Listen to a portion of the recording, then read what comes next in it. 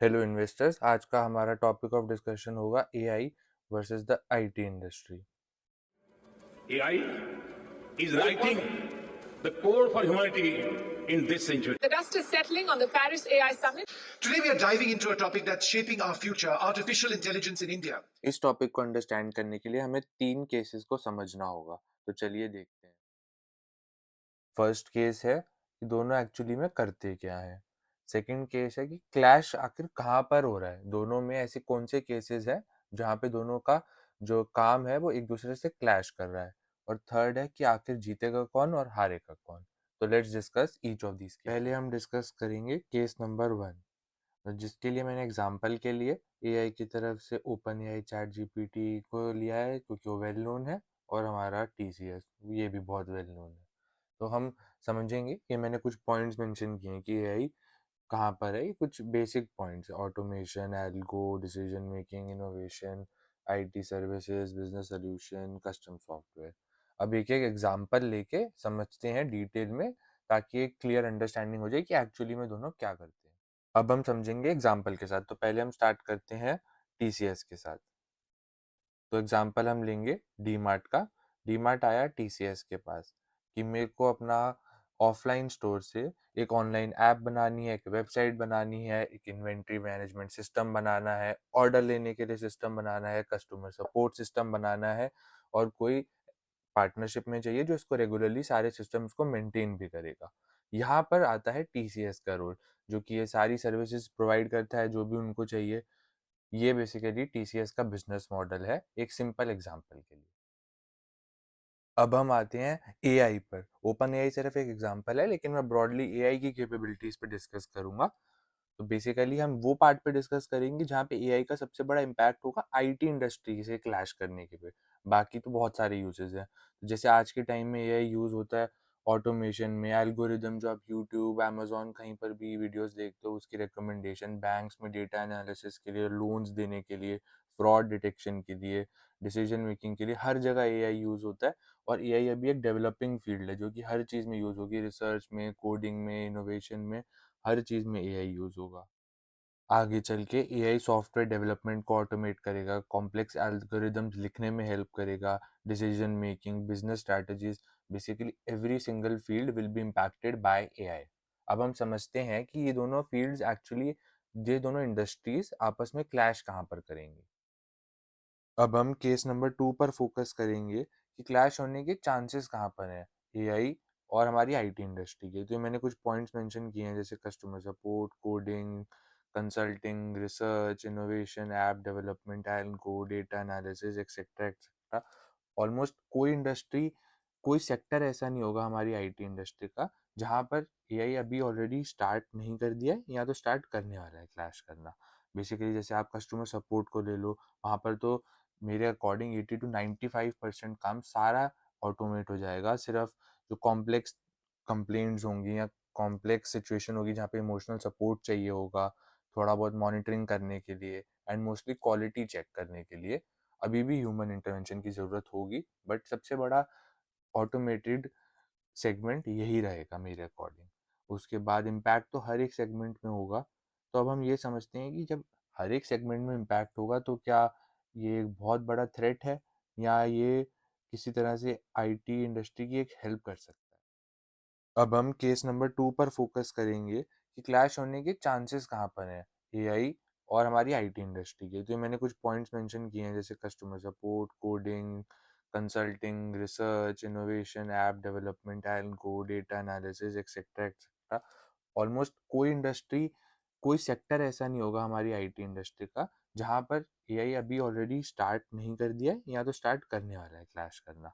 Basically जैसे आप customer support को ले लो, वहाँ पर तो मेरे अकॉर्डिंग 80 to 95% काम सारा ऑटोमेट हो जाएगा। सिर्फ जो कॉम्प्लेक्स कंप्लेंट्स होंगी या कॉम्प्लेक्स सिचुएशन होगी जहाँ पे इमोशनल सपोर्ट चाहिए होगा, थोड़ा बहुत मॉनिटरिंग करने के लिए, एंड मोस्टली क्वालिटी चेक करने के लिए अभी भी ह्यूमन इंटरवेंशन की ज़रूरत होगी। बट सबसे बड़ा ऑटोमेटेड सेगमेंट यही रहेगा मेरे अकॉर्डिंग। उसके बाद इम्पैक्ट तो हर एक सेगमेंट में होगा। तो अब हम ये समझते हैं कि जब हर एक सेगमेंट में इम्पैक्ट होगा तो क्या ये एक बहुत बड़ा थ्रेट है, या ये किसी तरह से आईटी इंडस्ट्री की एक हेल्प कर सकता है। क्योंकि अब हम अपना फाइनल वर्डिक्ट डिस्कस करेंगे कि कौन जीतता है और कौन हारता है। पहले तो आपको अभी तक जितने पॉइंट्स बताए हैं उन सबको दूर से देख के आपको ऐसा लग रहा होगा कि आईटी इंडस्ट्री तो पूरी खत्म हो जाएगी। बट मैं आपको बताऊंगा कि ऐसा बिल्कुल भी नहीं है। ऐसा क्यों? पहले उसको समझने के लिए हमें ये जानना होगा कि जो यूएस की इंडस्ट्री है वो ऑपरेट कैसे करती है और हमारी इंडस्ट्री के साथ इसका क्या लिंक रहता है। तो स्टार्टिंग से ही, चाहे आप गूगल ले लीजिए, फेसबुक ले लीजिए, माइक्रोसॉफ्ट ले लीजिए, हमारी जो पूरी आईटी इंडस्ट्री है वो स्टार्टिंग से इन सबको कॉम्प्लीमेंट करने के लिए बनी है। कोई भी आपस में कम्पीट नहीं करता। सिमिलरली जैसे जो एआई इंडस्ट्री है, आप डीप सीक ले लो, ओपन एआई ले लो, लामा ले लो, जेमिनाई ले लो, ये सब इनको रिप्लेस करने के लिए नहीं बनी। ये सब इनके साथ कम्पीट करने के लिए नहीं बनाए गए हैं। बेसिकली ये इनके साथ कॉम्प्लीमेंट करेंगे हमारी आईटी इंडस्ट्री को। जो भी सर्विस ये देना चाहते हैं, ये उसके ऊपर पूरा बिल्ड करेंगे। एग्जाम्पल के लिए आप ले लीजिए, बिजनेस को ऑनलाइन लाना, माइक्रोसॉफ्ट पे, अमेजोन क्लाउड पे लेकर आना। उसके बाद हर एक चीज़ धीरे धीरे धीरे जैसे जैसे यूएस नई टेक्नोलॉजी डेवलप करता है, हमारी कंपनी, हमारी आईटी इंडस्ट्री उसको कॉम्प्लीमेंट करने के लिए डेवलप करती है टेक्नोलॉजी। अभी लेटेस्ट जब क्लाउड आया था, तो हमारी आईटी इंडस्ट्री ही सारे बिजनेसेस को क्लाउड पे आने के लिए एनेबल कर रही थी। तो उसी तरह जो टेक्नोलॉजी है, एक हमारी लेटेस्ट एआई, जो कि यूएस की तरफ से आ रही है मोस्टली अभी, और जो चाइना का आ रहा है R1 का डीप सीक, वो मोस्टली हमारी कंट्री में यूज होने के चांसेस कम ही है। तो इसलिए मैं फोकस कर रहा हूँ यूएस कंपनीज पे ही।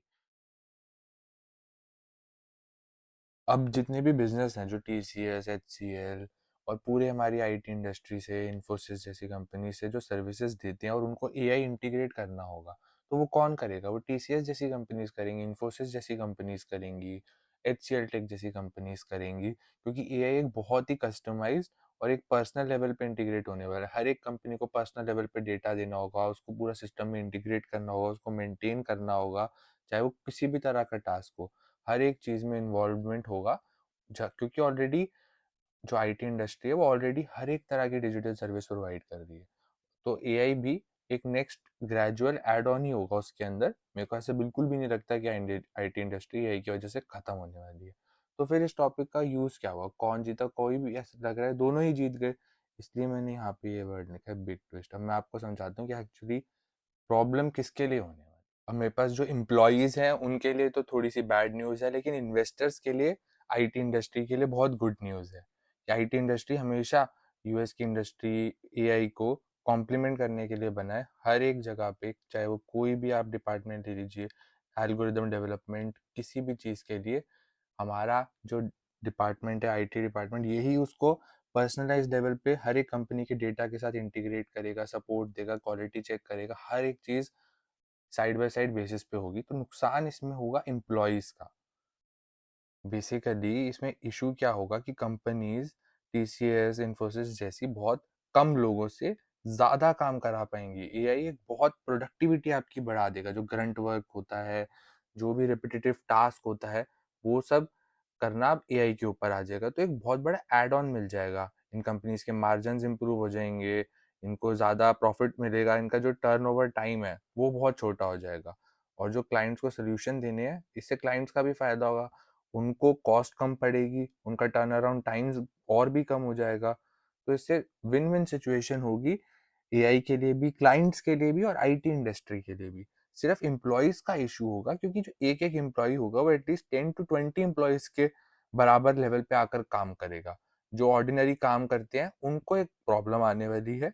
लेकिन जो एआई को अपने वर्क फ्लो में इंटीग्रेट कर लेंगे और अपने वर्क फ्लो को मल्टीप्लाई कर देंगे, अपनी प्रोडक्टिविटी को मल्टीप्लाई कर देंगे, वो हमेशा कंपनी में एक जगह बनाने वाली है। आईटी इंडस्ट्री तो बिल्कुल परमानेंटली यहाँ रहने वाली है। आपको बिल्कुल भी टेंशन लेने की जरूरत नहीं है एज एन इन्वेस्टर। एक बहुत बड़ा कॉम्प्लीमेंट होगा आईटी इंडस्ट्री के लिए। एआई एक बहुत बड़ा बूम लेके आएगा मेरे अकॉर्डिंग, क्योंकि इनका वर्क बहुत ज्यादा कम लोगों में ये वही सेम काम और भी स्पीड से और भी हाई लेवल का काम कर पाएंगे। तो रिसर्च एंड डेवलपमेंट ईजी हो जाएगी और लोग भी कम लगेंगे, मतलब खर्चा भी कम होगा और काम भी और जल्दी हो जाएगा। तो ये डबल फायदा होने वाला है मेरे अकॉर्डिंग तो आईटी इंडस्ट्री को। अब हम आते हैं फाइनल वर्डिक्ट पे हमारा। ये फाइनल वर्डिक्ट क्या है? IT industry is here to stay, no doubt. आपको एक चीज़ समझनी होगी कि अगर आप आईटी इंडस्ट्री में काम करते हैं, तो एआई को अपना दुश्मन मत समझो, बल्कि उसको यूज़ करो, अपने स्किल्स इम्प्रूव करो। जो एआई के साथ काम करना सीख जाएगा, वो ही इन कंपनीज़ में आगे बढ़ पाएगा। क्योंकि कंपनीज़ का लॉस नहीं होने वाला है, कंपनीज़ के लिए एआई एक बहुत बड़ी फ़ायदे के लिए होने वाली है, एक रेवोल्यूशन आने वाला है एआई की वजह से, और इसको कोई नहीं रोक पाएगा। तो आपको हर एक चीज़ में इसका अपना एडवांटेज में यूज़ करना होगा, और इन्वेस्टर्स के लिए बहुत ही गुड न्यूज़ है। According to my analysis, IT industry को कोई भी इश्यू नहीं आने वाले, एक्चुअली एक बहुत बेनिफिशियल चीज़ होने वाली है यार एआई आईटी इंडस्ट्री के लिए। आप सबको मैं थैंक यू बोलना चाहूँगा वीडियो देखने के लिए। लास्ट वीडियो पे 100 व्यूज़ क्रॉस हो गए हैं। Thanks a lot for your support, ऐसे ही सपोर्ट करते रहें। बाय।